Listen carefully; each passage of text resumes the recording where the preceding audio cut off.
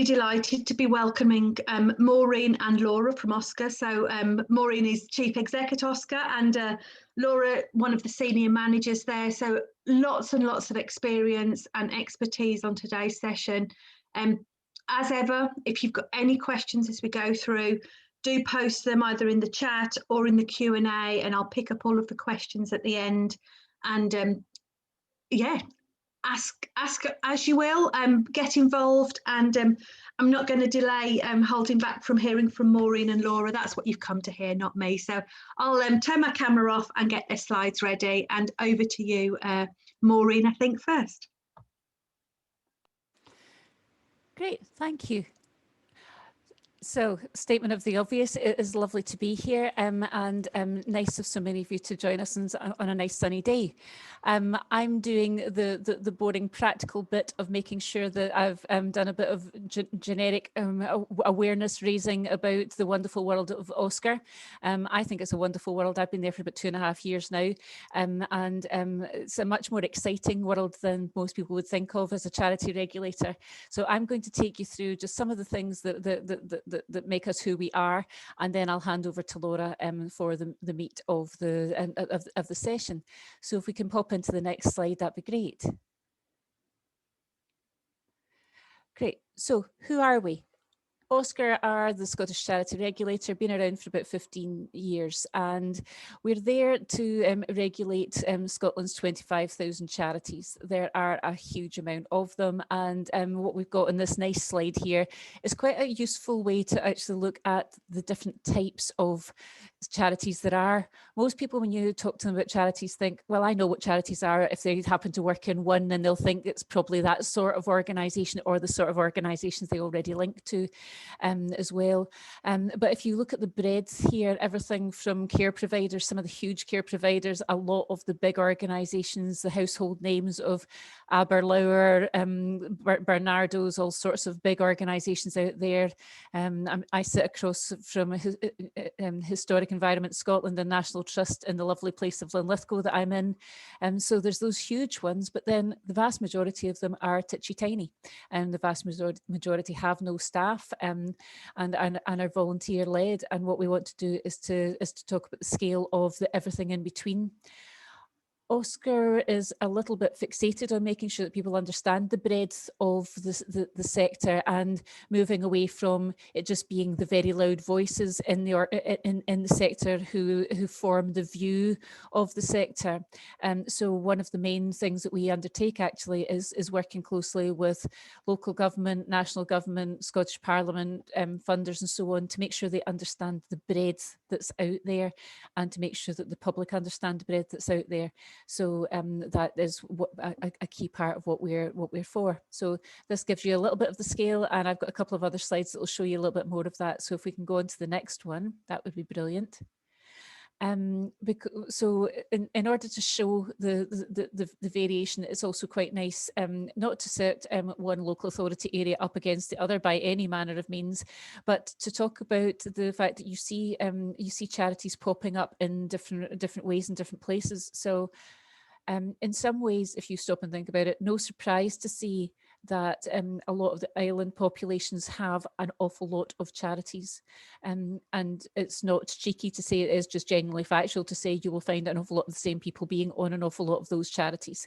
So people setting up charities for very specific things and being very community led for all sorts of very, very good reasons.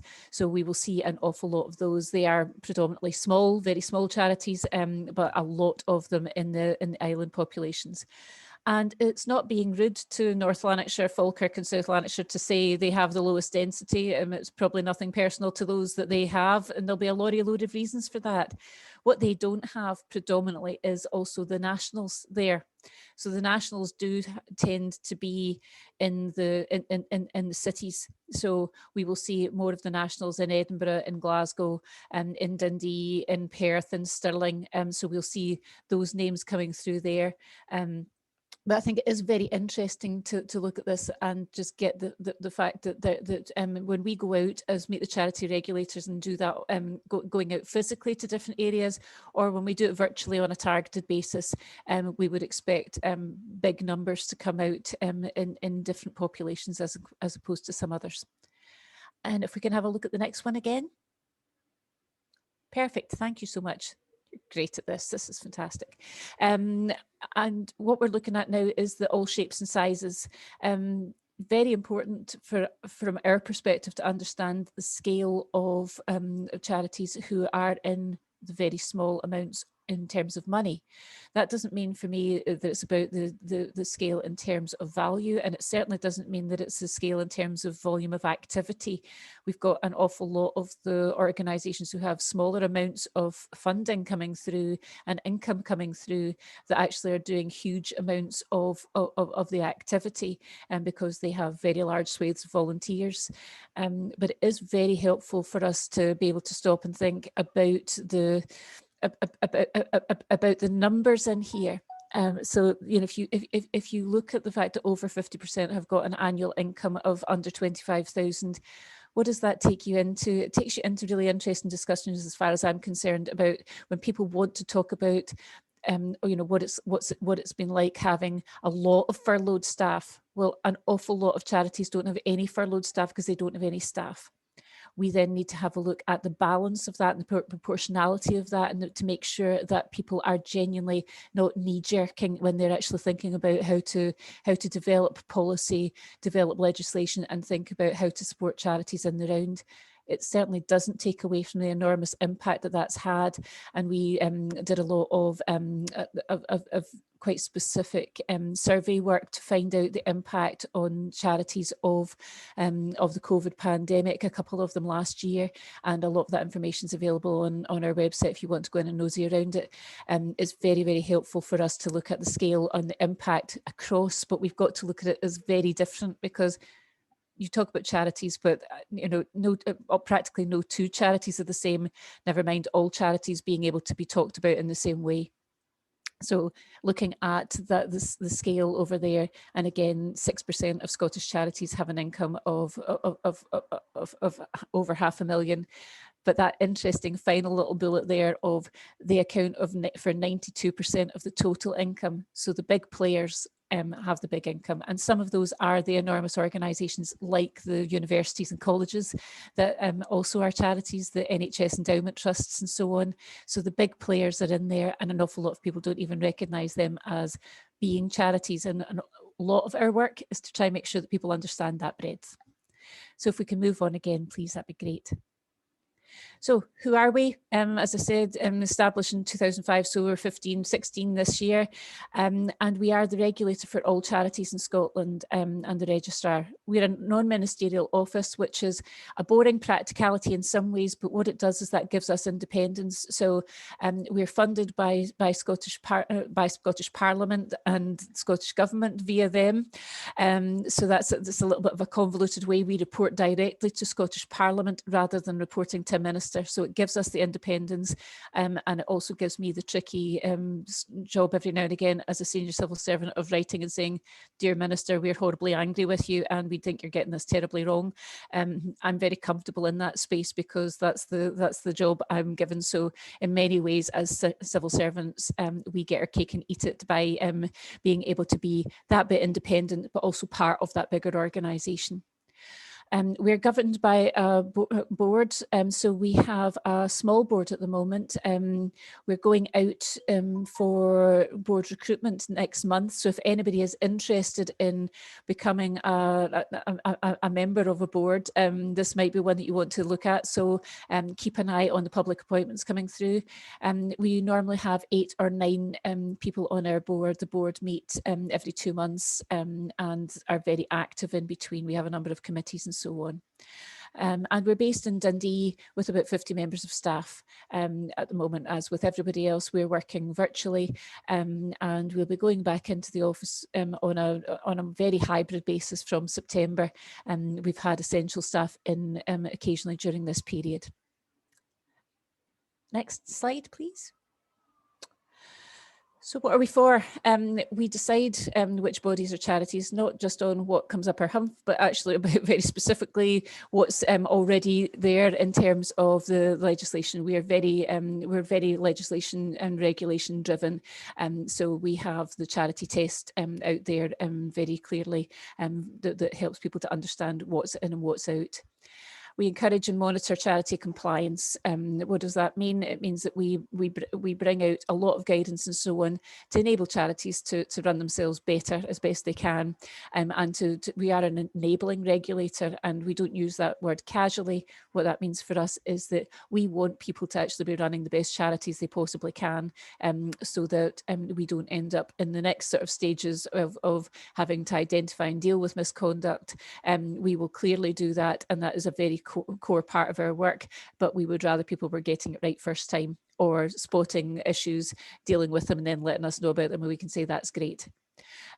We oversee changes to charities, and there's been an awful lot of that in the last year. As you can imagine, a lot of charities looking and saying we're supposed to do X, but now we can see the big need is for Y in our area.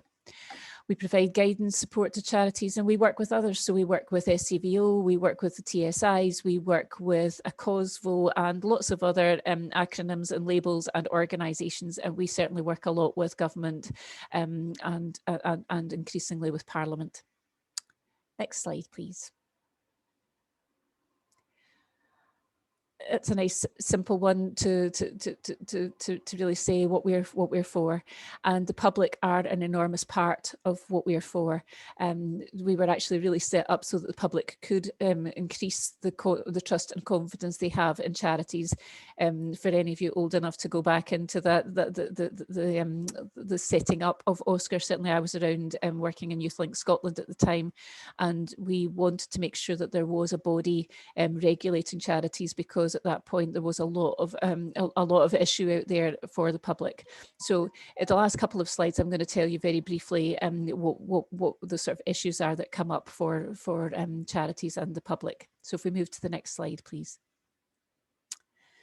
These are our objectives. Going on to our website, you will also find our business plan in there, telling you what we're for.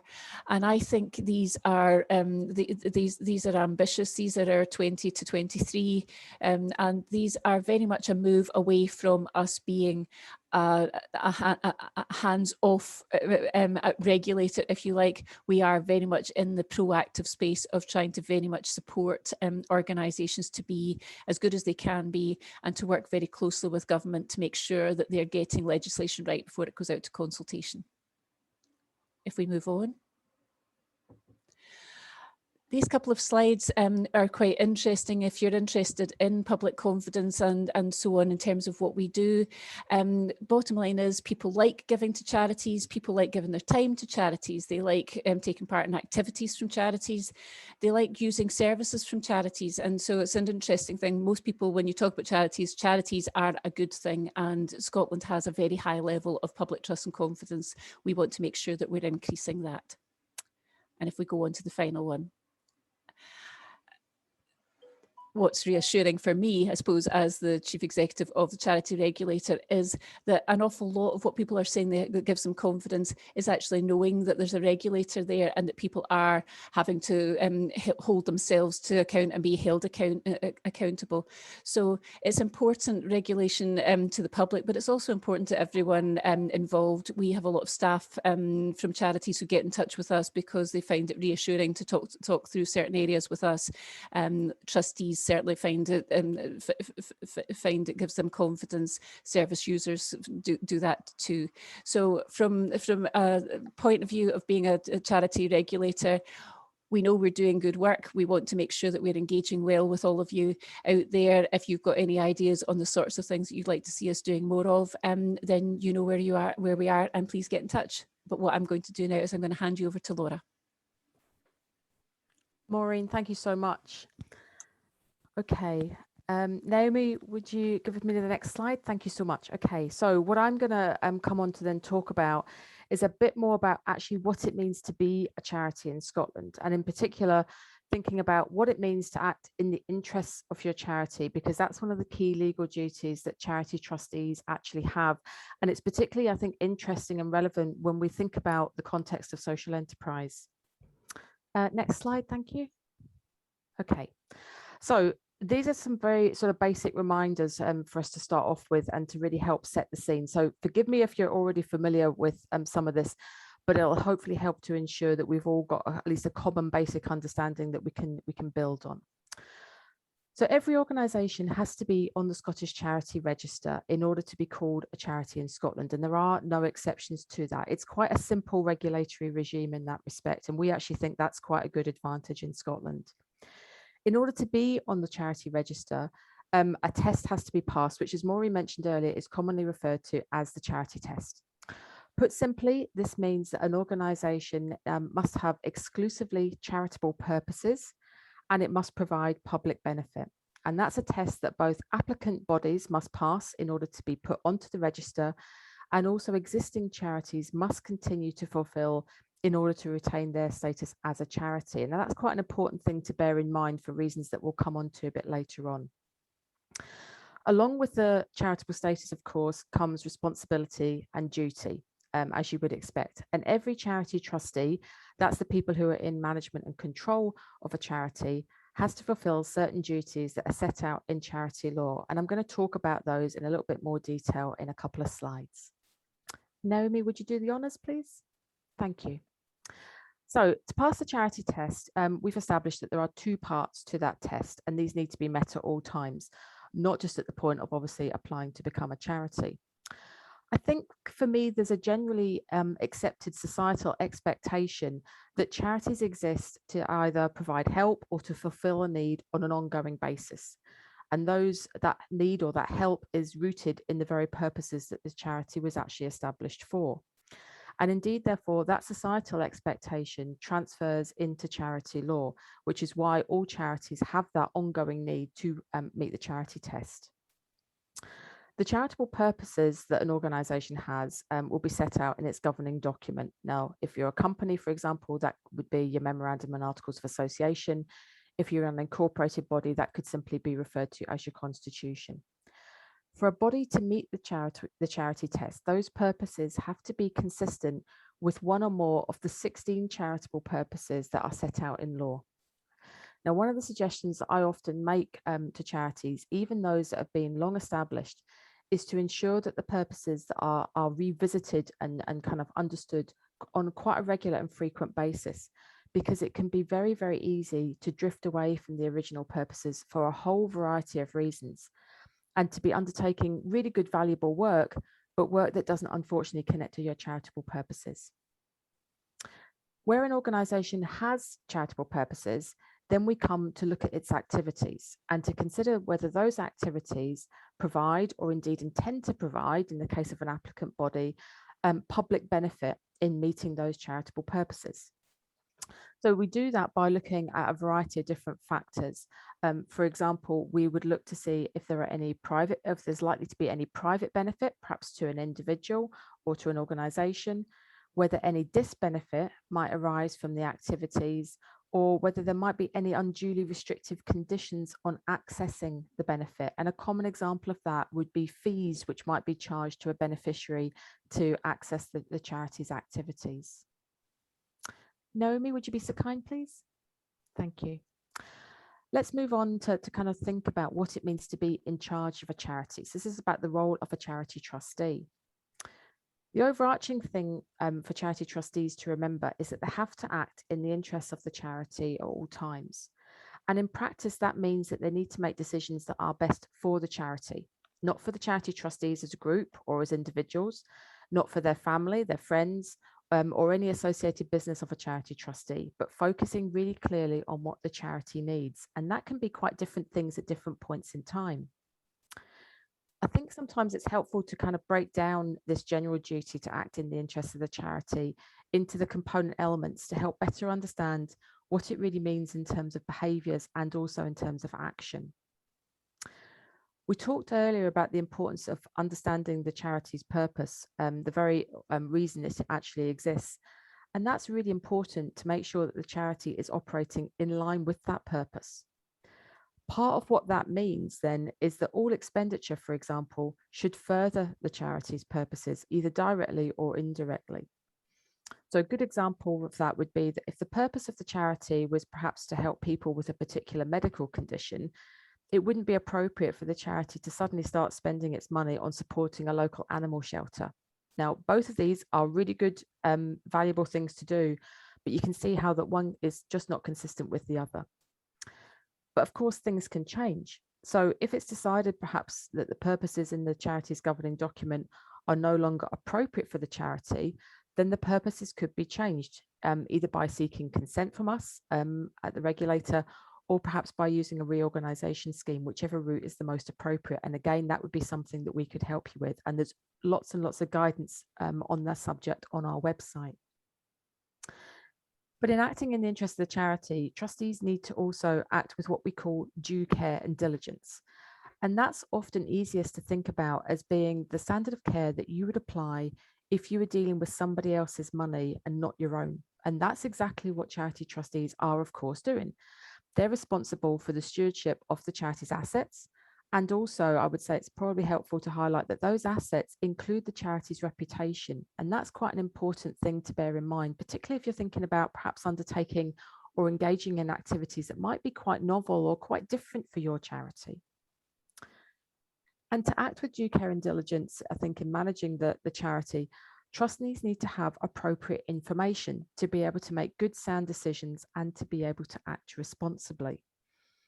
A good example of that is one that's probably quite dear to my heart as an accountant. And that's that when we're thinking about financial information and understanding the financial position of a charity. That's really important for charity trustees when they're having to make decisions about what money to spend or maybe to invest. Trustees need to be able to understand the implications of making certain choices, and they can't devolve that responsibility maybe to just the treasurer or maybe a couple of people around the board table who maybe feel a bit more comfortable with talking about finance. It's everyone's responsibility around that board table to at least have a basic understanding of the charity's finances. And that means that everyone is able to then properly contribute to discussions and decisions. More widely, of course, it's not just finance that trustees need to know about and understand. It's also risks that the charity might face more generally that all trustees need to be aware of, again, so that they can contribute properly to discussions and decisions, and that they can actually demonstrate that they're acting with appropriate care and diligence. Finally, in terms of this sort of general duty and the component elements of it, excuse me, is a need to appropriately manage conflicts of interest that happen between the charity and any person or organisation who appoints the charity trustees. Now, we commonly refer to that as an appointment conflict. Just a wee word of warning there, don't fall into the trap of thinking that that's the only conflict of interest that you have to manage as a charity trustee, because it's not. This one is pulled out quite specifically, but indeed, any conflict of interest has to be managed appropriately, and that would fall under the duty of obviously acting in the interests of the charity at all times. There are then 5 very specific duties that are referred to in charity law. I'll not go through them in detail, but I've just given you a basic idea of what type of things they cover on the slide there. So the need, for example, to keep accounts, the need obviously to keep accounting records, to prepare an annual report and accounts, which is then filed with us each year, to apply for consent where it's appropriate, for example, if you want to change your purposes or maybe to change your name. And there are also specific things around fundraising and also about providing information to the public in certain situations. The thing I've put at the bottom there is just, I suppose, one of the things that struck me, that actually fulfilling the legal duties really just amounts to good governance. Really, how else would you choose to run your organisation if these weren't the types of things that you're thinking about and discussing around your board table? These are really the nuts and bolts of basically how an organisation would be expected to run, and particularly an organisation that relies very heavily, as charities do, on public trust and confidence. Naomi, could we move on, please? Thank you. So I thought it might be a little bit helpful to reflect just a little bit more on what it means to act in the interests of the charity in the context of social enterprises that are charities, and charities that might not identify as a social enterprise, but perhaps they want to trade, because that's quite a key feature when we talk about social enterprise.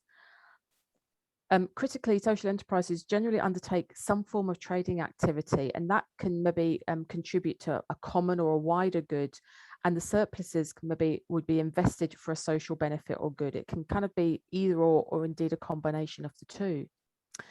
Within the charity sector, we see trading activity being undertaken by, I would say, a really wide range of different types of organisations, and for a very wide range of reasons. And actually, I think that's quite surprising sometimes for people to understand, because kind of trading activity and charity isn't necessarily something that traditionally seems to fit very well together, or doesn't fit very well together in people's minds. But that's the reality of the modern charity sector. Sometimes trading activity is obviously purely to generate money for a charity to spend on its charitable purposes. And the trading activity doesn't have any connection whatsoever to the purposes of the organisation. A good example of that would be a charity that perhaps owns a property that it doesn't use for its own activities or its own purposes, and instead it rents that out to maybe commercial businesses in order to provide rental income, which the charity then uses and applies for its purposes. On the flip side, for an organisation that establishes itself as a social enterprise, or indeed identifies in that way, and perhaps operates like that for a short time, the prospect of being a charity can actually seem quite attractive.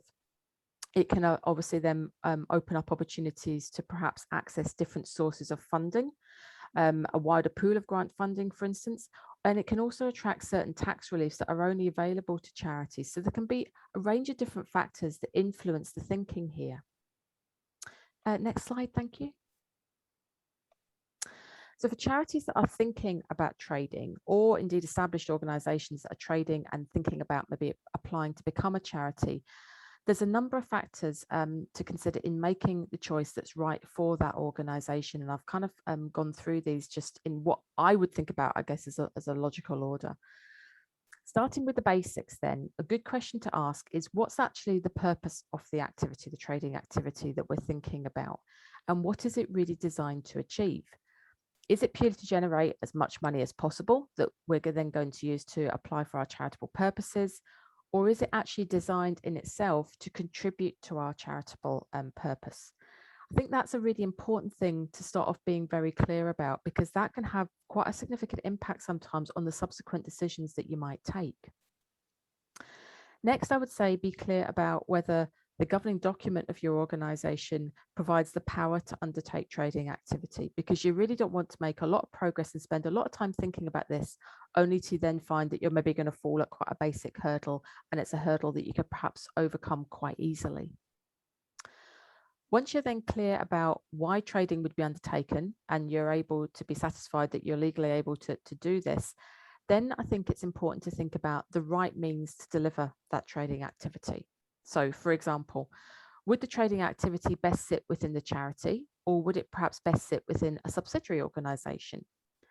The charity might wish to consider if it needs also to change its legal form or its structure to be able to deliver new activities, or maybe to behave in a slightly different way from how it has previously.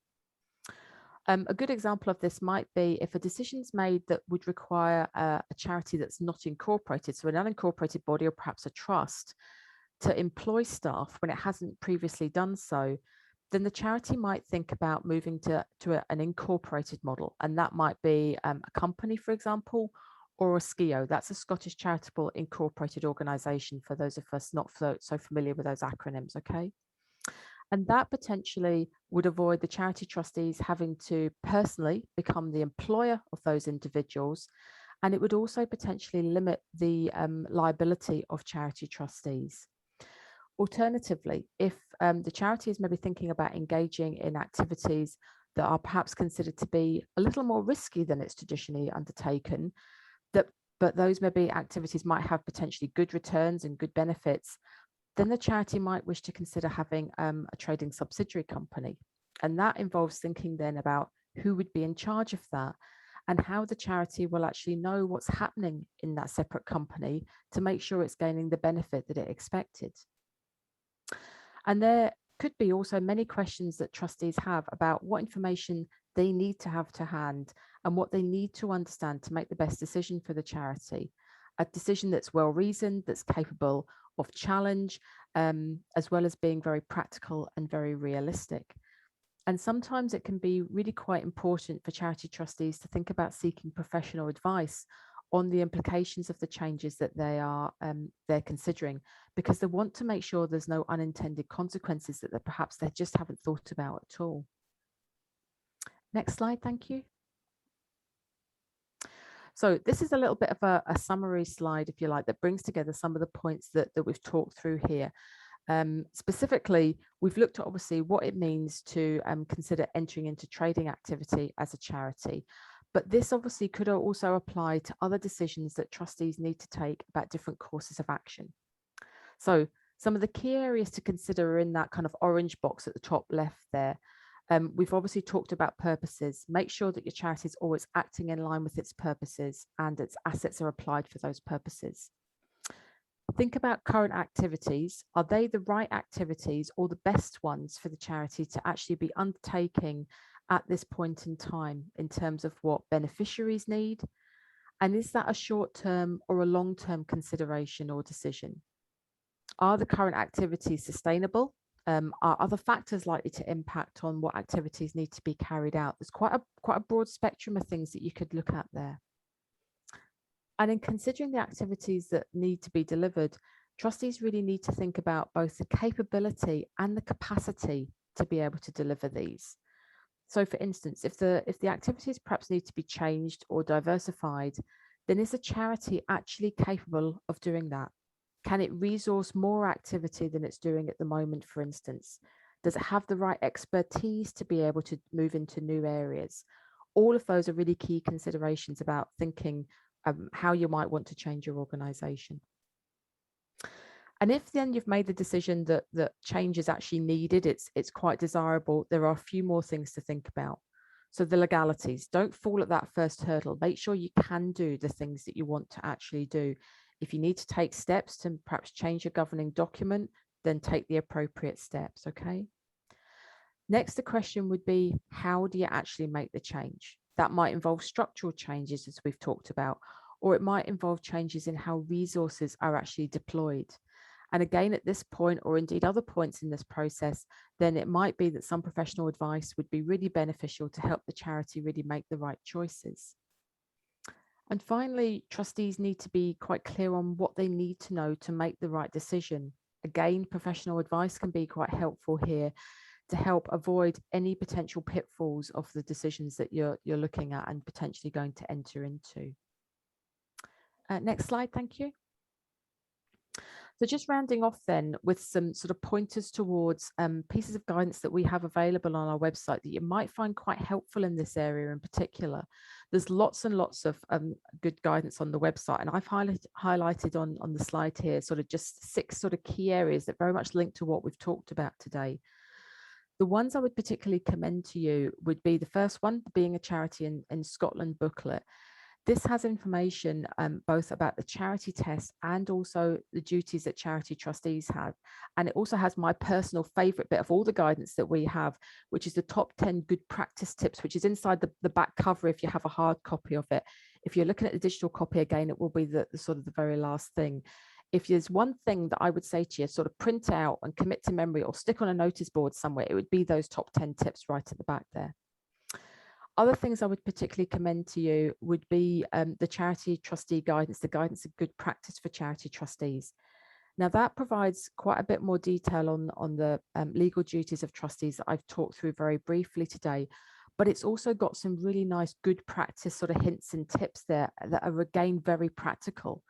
If you're new to charity trusteeship, for example, it might be that that's a really good place to start in building up your knowledge and your learning and thinking about what you as a charity trustee might want to maybe develop training on or develop yourself a bit more as time goes on. And the other thing I would particularly highlight is the social enterprise FAQs that we've got on the website. Now, those have been there for a little while, and actually we probably do need to have a bit of a look at those and think about what else could we introduce in that area. We'd really welcome any ideas that you might have on that that would help us to do that. So do please feed those in if you've got thoughts about that. Naomi, could you flick to the next slide? Thank you. The last thing I was really just going to highlight to folk, and if you haven't come across this, I would really encourage you to do so. This is the Scottish Governance Code that was developed for the third sector. And the code sets out 5 very core principles that good governance is really made up of, I guess. And alongside that, there's a very practical checklist that works sort of in tandem with the code to demonstrate what each of those 5 principles really means in practice. If you haven't come across the code yet, then have a look at the Governance Forum website. The web address is on the slide there, goodgovernance.scot. It really is a very helpful, a very practical tool to refer to. I think that's us just about done. We're on the last slide now, Naomi. Yeah, this is just a bit of a reminder about all the different ways in which you can keep in touch with what's going on at OSCR, particularly through social media and indeed our website. And if you haven't already signed up for the regular newsletter that we send out on a regular basis, please do so. You can sign up on our website for that. And that way you'll be able to keep up to date with everything that's been happening and also what's coming up at OSCR. So I think that's us. Maureen, I think, we're just about time for questions, aren't we?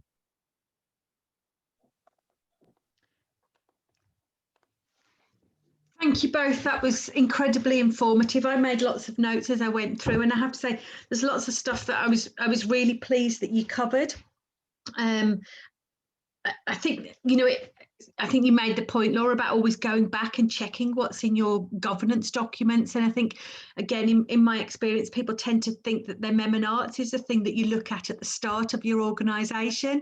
And I often say to many groups,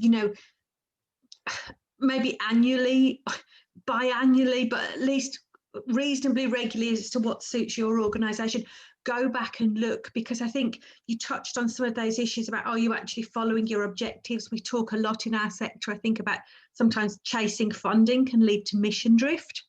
And if mission drift is leading to you delivering something that's not your charitable objectives, that's a significant issue from an OSCR perspective, even if what you're doing is still good. So I think always encouraging people to look at their kind of mem and arts. I think the context I've often talked to people about it again is when I've talked to people about looking at social investment and taking on loans, and some people don't realise till the last stage that their mem and arts prevent them from doing that.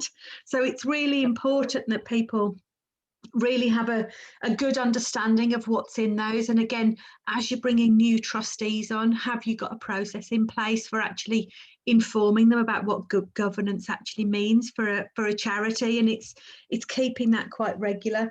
I'm going to start looking at some of the questions in the chat because I didn't have it live while I was going through all the slide share.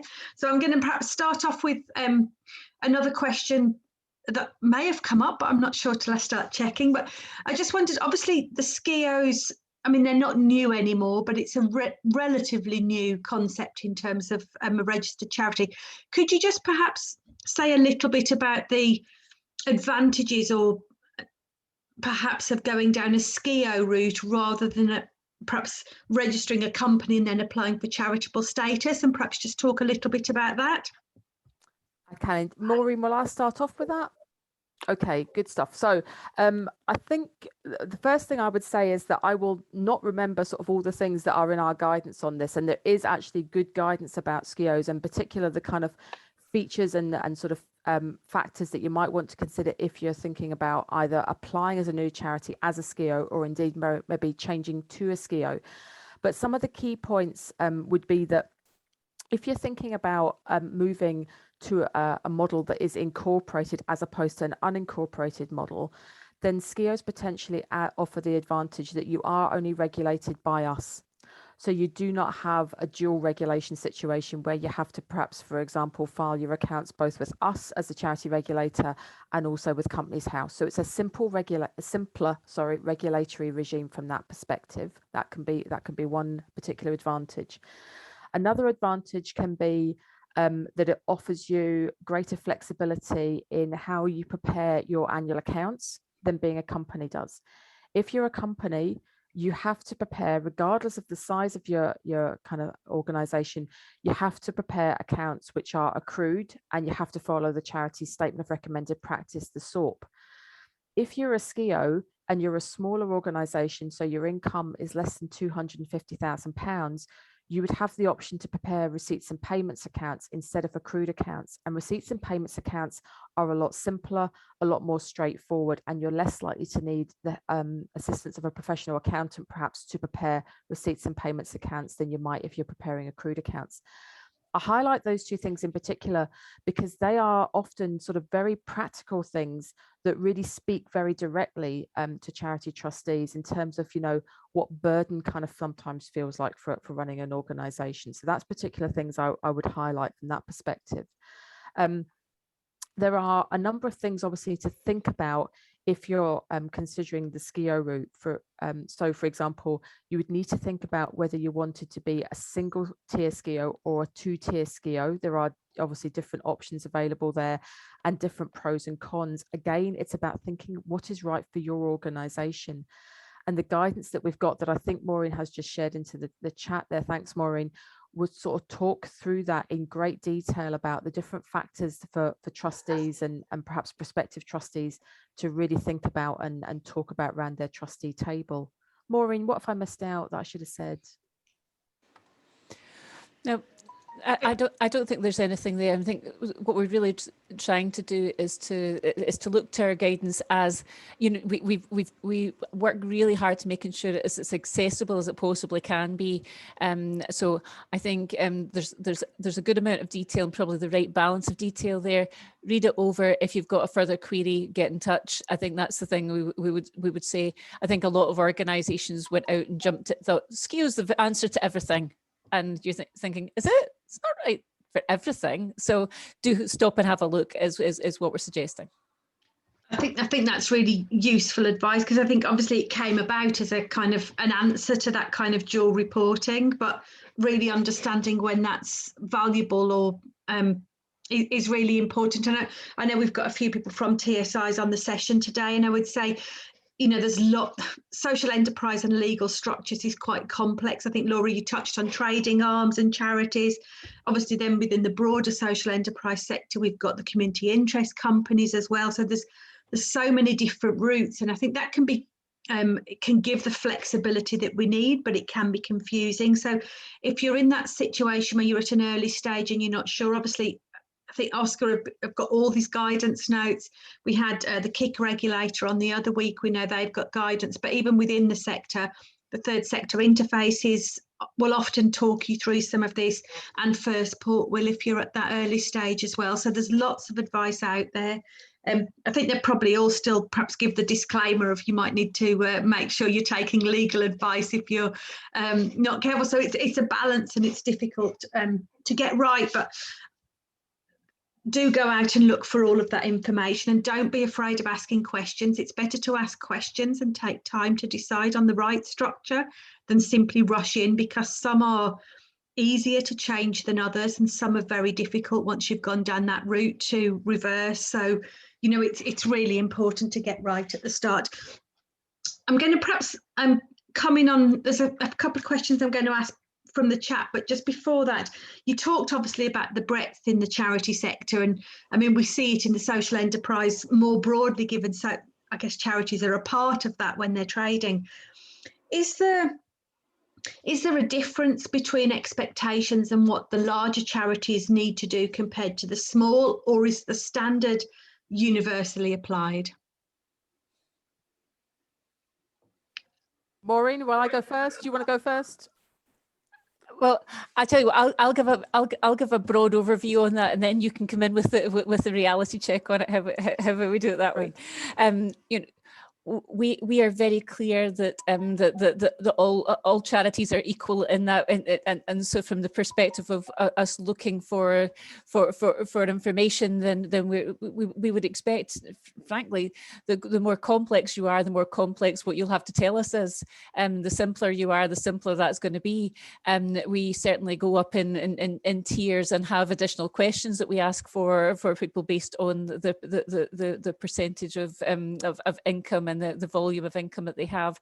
But essentially, we're thinking charity's a charity. You don't get to say, oh, we're just really little, we can do whatever we like. You know, that's a fascinating game to think, but that's not where the public are. The public have an absolute expectation that charities are run well, no matter whether they're small or otherwise. So from that point of view, there's an equality in that I think is a genuine benefit, and should be seen as a benefit as opposed to a burden. We're working really hard to make sure it doesn't feel like a burden in terms of what we're asking, and Laura might tell you a little bit about some of the work we're doing to change some of the reporting mechanisms in terms of what's coming through. Laura? Yeah, I think that's true. I think that point about sort of equity is a very real one, because as you highlighted on your slide earlier, Maureen, you know, the shape and scale of the different organisations across the charity sector varies enormously. We have a huge proportion that obviously sit at that smaller end, but moving up the scale, you know, you've got quite a spread, to say the very least. So you've got almost everything from, I don't know, the Octomukti Brownie Pack right up to, you know, the Church of Scotland and everything in between. The fundamentals of, you know, charity trusteeship and charity trustee duties apply regardless of whether you are the Octomukti Brownies or whether you are the Church of Scotland. Those basic principles and expectations of how charity trustees act and behave are the same. What it looks like in practice can sometimes be different, and sometimes that can be because many charities do not have paid staff, for instance. So the charity trustees are the ones who are making all the decisions about how the charity operates, every decision about what it's doing, what it's spending every single penny on. In other organizations that are much larger, much of that kind of day-to-day running responsibility and decisions will be delegated down the way appropriately. So it can look and feel quite different depending on the scale of your organization, but the basic responsibilities and the basic duties always sit with the charity trustees, whoever they are, and they can't you know, move that responsibility down the way. That has to rest with them. So if they're delegating tasks appropriately to staff, that always needs to be really clearly set out, both for their benefit and for the staff's benefit, and indeed for anybody else that wants to find out how the organisation runs. That transparency is actually really important. But picking up on the point that you made there, Maureen, about the work that we're doing about thinking about reporting particularly, and kind of how we help charities to be, I think, more, well, almost what I would term as more organizationally aware. I can't even say that, so I don't know why I'm trying to use that phrase. More organizationally aware is actually, you know, there's something for me quite important about charity trustees being able to be really quite open and almost, I wouldn't say critical of their organization, but really aware of how their organization perhaps needs to evolve, develop, and indeed improve. You know, I think all of us, regardless of whatever organization that we're part of, would always be able to look around us and say, well, things could be improved. You know, it's highly unlikely that any of us look around and say, well, this is utopia. You know, this is really what I was aiming for. Everything's done. We've got no other things on our improvement list. Nothing else could be improved. This is just an A1. I really don't believe that. That's just not the way that life works. So for charities, you know, if we can help charities to just maybe start to have slightly different conversations, I think sometimes around the board table, thinking about, well, what does our charity really need at this point in time? Are we still the kind of set up in the right way to deliver what our beneficiaries really need from us? Times, you know, times change. If an organization's been in existence for, I don't know, 30, 40, 50 years, the way in which it functioned 50 years ago is unlikely to be, you know, the right fit for what it's actually doing at the moment, or at least there could probably be improvements. So some of what we're doing at the moment in thinking about how we can develop the annual return that charities complete for us each year is can we help charities by asking maybe certain questions? Can we help charities maybe just to start to have different conversations around their trustee tables, to be able to think about how their organizations could really develop, thrive, and grow even more, and to be able to do even more fantastic things than they're already doing?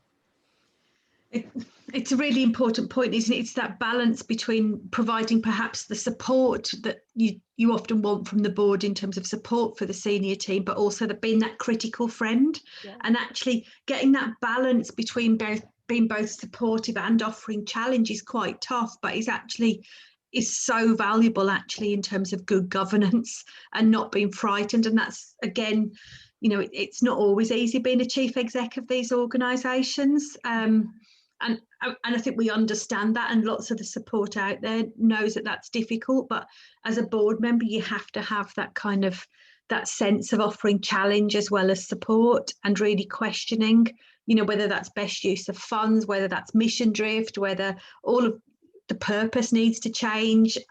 You know, there's lots of questions that we need to ask out there.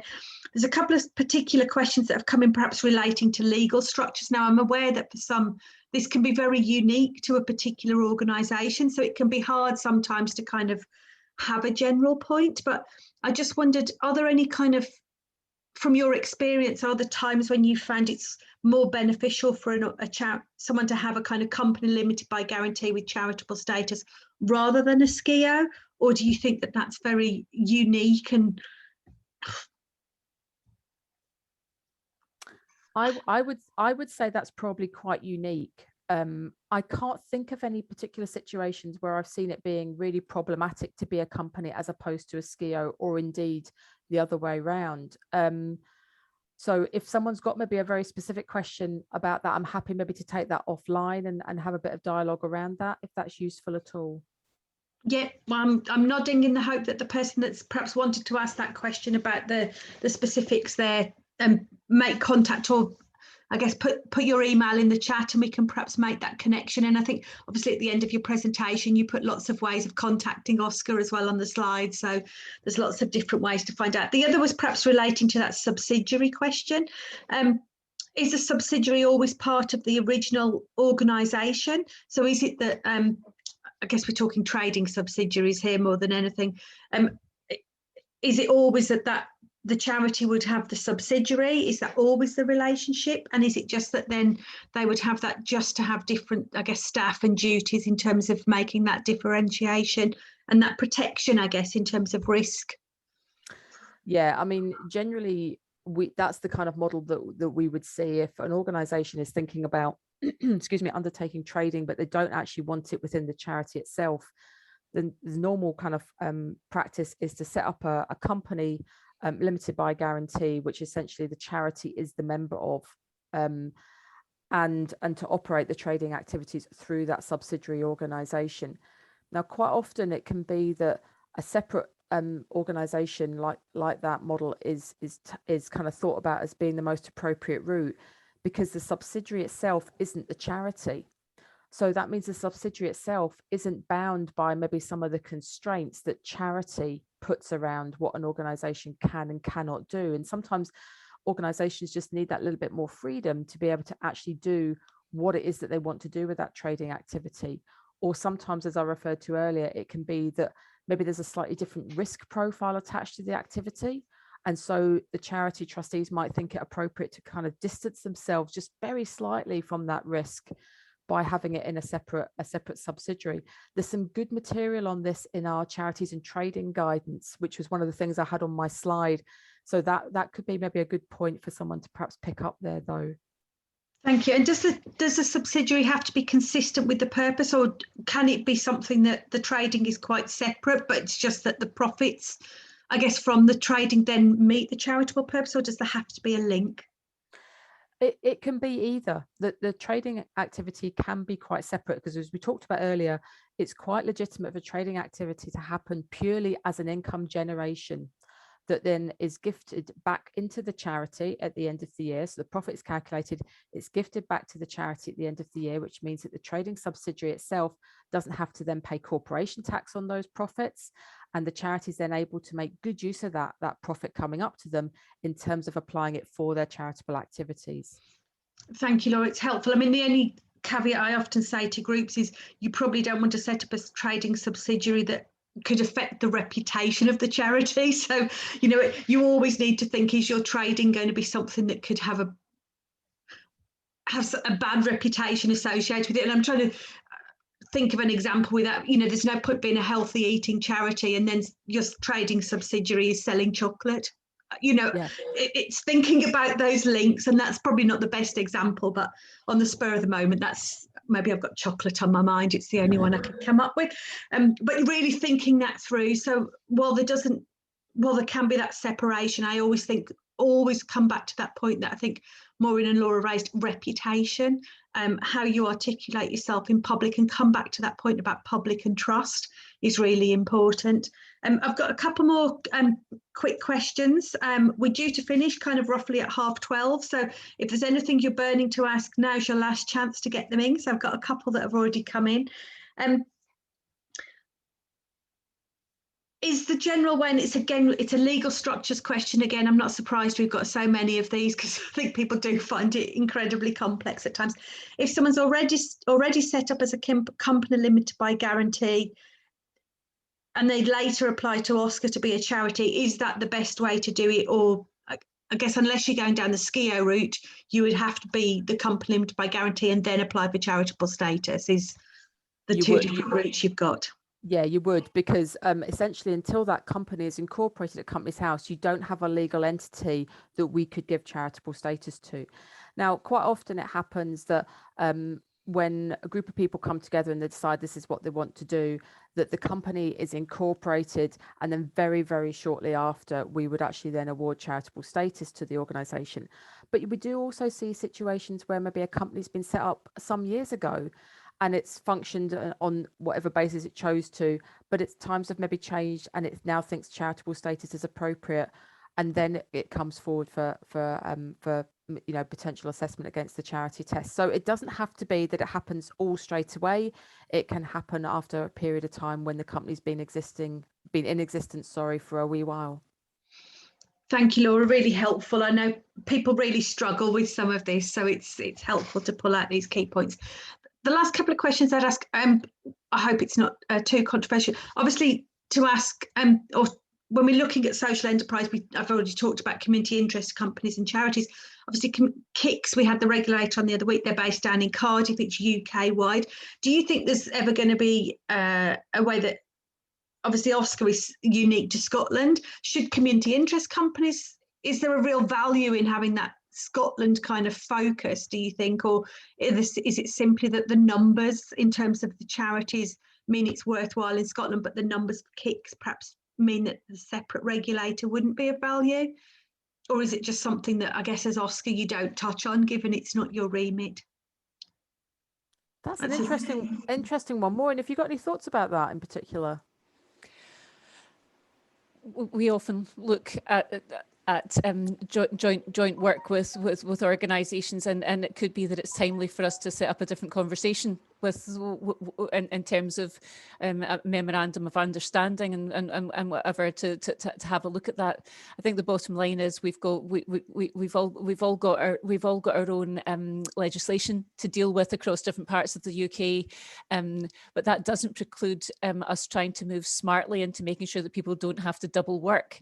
We have some very good memorandums and approaches already with different organisations, where we'll say, really, you take the lead on X, Y, and Z, we'll do this part, and so on. And that's quite open. We don't do that in a sort of quiet, secret way. So I think if it starts to feel onerous, and if it's something that's coming through as something that we should be concerned about, and it just start to pick up before it does get onerous, then happy for us to look at that. The last thing we want to do, it's really quite exciting actually being part of an organisation where people are saying the last thing we want to do is get in the way of people actually getting on to do the job.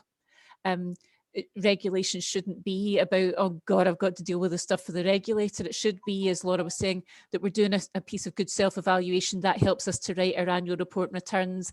If we're writing something for one regulation body, it should be able to be practically the same for them both and just ping it, or whichever way. So I think the bottom line is we're very, very happy to hear about anything we can do to make people's lives more straightforward from that point of view, but still undertake our regulatory requirements. Is that about right, Laura?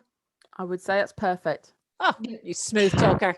I think we'd all sit here, I think people often kind of go, oh, regulation and form filling. you should, if your focus is on your beneficiaries, I strongly believe that every year you should be looking at, are we doing that in the best way we can? So, you know, for me, it's if you start to think about your reporting as a way of actually looking at whether you're meeting your social purpose, which is what's driving you, rather than it just being another form, then it creates a different way of looking at that hopefully should mean that that's exactly the kind of questions your trustees should be asking and want to know. So make it fit that kind of critical friend and that questioning, rather than see it as a burden, I think is what I'd encourage people. It's perhaps the last question, because I'm conscious with 2 minutes over. Maureen, you touched on kind of, I guess, some of the pandemic and the work that OSCR had done. And I know here at Social Enterprise Scotland, you've been kind enough to share the data specific to social enterprise organisations on that, and we've been drilling into that data a bit more.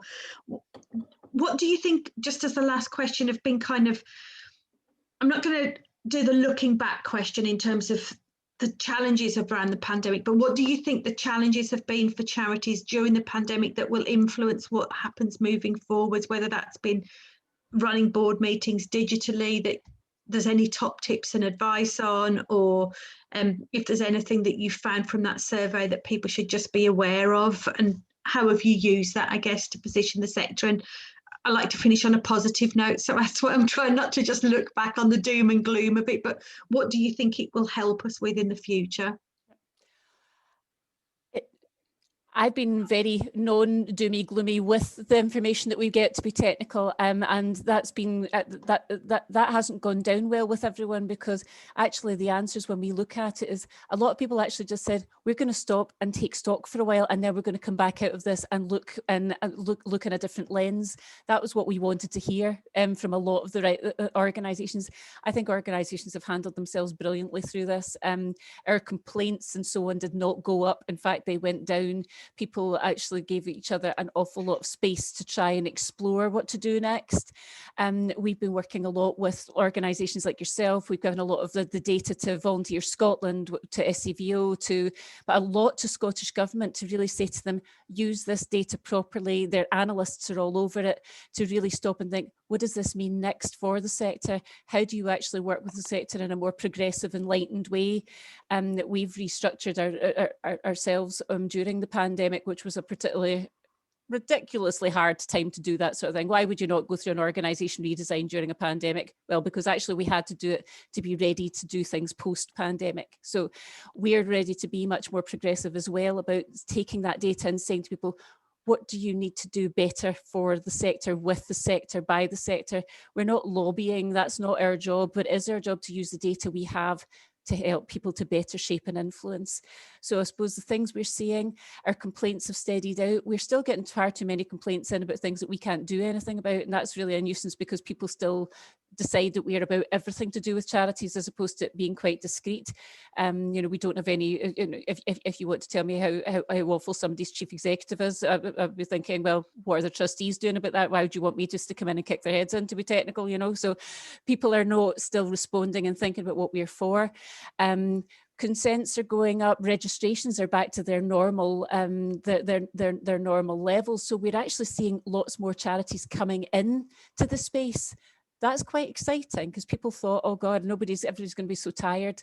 And a lot of the time when I'm debating with SCIO and a COSVO about what we're all seeing it through a different lens, but we all share what we see and learn from each other. So when people are saying, oh my goodness, so many charity trustees are tired, or chief executives, I think a COSVO are using a lot of the material saying 40% of chief executives of charities just want to go because they're burned out. That's a really hard thing that we all need to understand.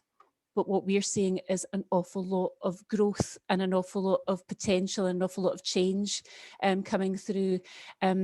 People were very sensible about what they did in terms of change. We got a lot of people asking us, can I change to do something radically different? And they asked us fast and we responded fast. So I think we're really impressed by the sector's approach. There's been a real maturity. I used to be in the sector, and I've come back 15 years after I left the sector and said, I actually feel I've come back to a really mature sector. It's changed a lot in 15 years. It's lovely to see.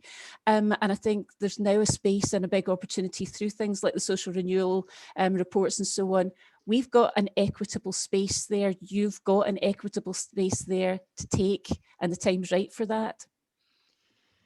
That was, I think, a great place. I mean, the last comment that I think someone just put in was about how do we make sure that we've got that flexibility, particularly recently people have been finding new problems. And I think the fact that you said people came to you and asked quickly and they got a quick response, I hope is that encouraging message. I think for those of us that have been around this sector for a long time, we do understand some of these challenges, and we're here to help, not to try and stop you, I think is always the key message I want to finish with. So we will share the slides with attendees, so they'll have obviously the information about contacting you. It was a great session. I think it's been really helpful. We know there's lots of questions about legal structures and setups. There is so much advice out there, direct from OSCR, but really through the third sector interface, through First Port. Talk to other organisations in your own area as well. I always think talk to people who are running charities or community interest companies and find out their experience, as well as listening to advisors. If there's anything else, obviously SES can help with on that, do get in touch with us. But I'd just like to say a big thank you to Maureen and Laura for joining us today for a great session. Thank you so much. It was great to be here. Absolute pleasure. Take care. Thank you so much. It was lovely to join you today. Bye. Bye-bye. Have a great day. Bye.